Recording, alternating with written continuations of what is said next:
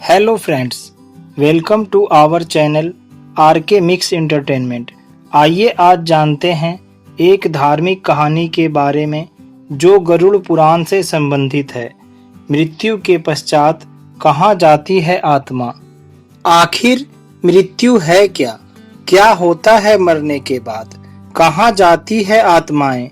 ऐसे कई सवाल हम सभी के जेहन में कभी न कभी आ ही जाती है। जब भी हमारे मन में ऐसे सवाल कौंधते हैं तो हम जीवन मृत्यु का सच जानने में खो जाते हैं। मृत्यु के विषय में दुनिया भर में अलग अलग तरह की बातें और मान्यताएं प्रचलित है। इस तरह की मान्यताओं और धारणाओं में अधिकांश काल्पनिक होती है, लेकिन इस धरती पर समय समय पर ऐसे भी तत्वज्ञानियों एवं योगियों ने जन्म लिया है जिन्होंने अपने जीवन काल में ही इस महत्वपूर्ण गुत्थी को सुलझाया है।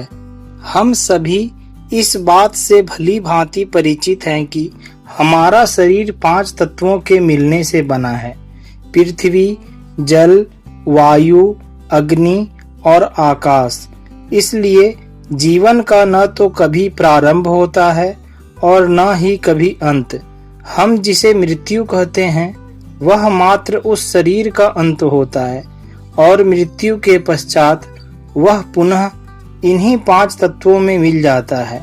लेकिन एक बात अभी भी रहस्य बनी हुई है कि मृत्यु के पश्चात जब शव को अंतिम विदाई दी जाती है तो ऐसे में आत्मा का क्या होता है।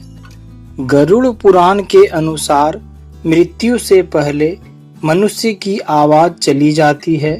जब अंतिम समय आता है तो मरने वाले व्यक्ति को एक दिव्य दृष्टि मिलती है।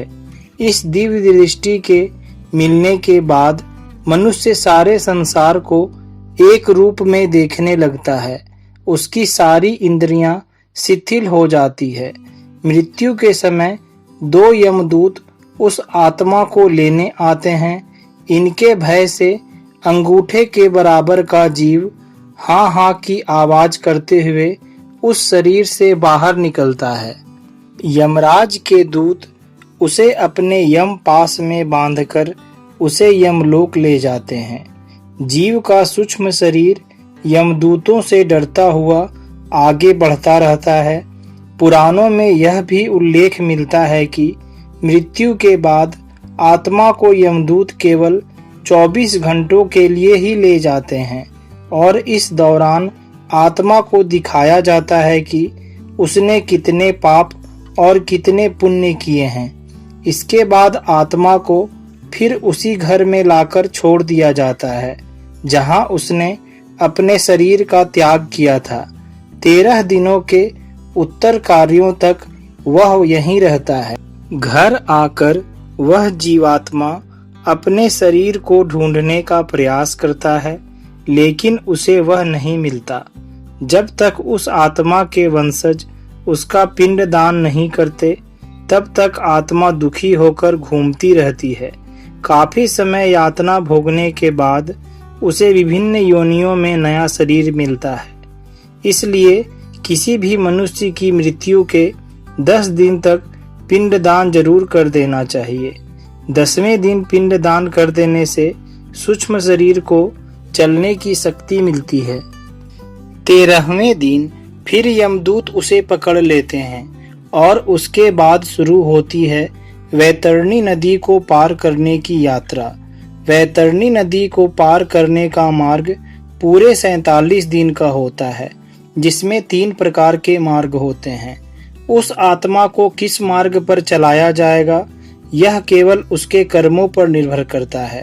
ये 3 मार्ग होते हैं: अर्ची मार्ग, धूम मार्ग व उत्पत्ति विनाश मार्ग। अर्ची मार्ग ब्रह्मलोक व देवलोक की यात्रा के लिए होता है, वहीं धूम मार्ग पितृलोक की यात्रा पर ले जाता है और उत्पत्ति विनाश मार्ग नरक की यात्रा के लिए होता है।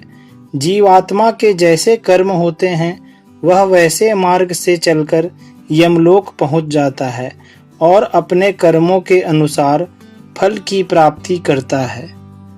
दोस्तों, कहानी अच्छी लगे तो हमारे वीडियो को लाइक और हमारे चैनल को सब्सक्राइब जरूर करें।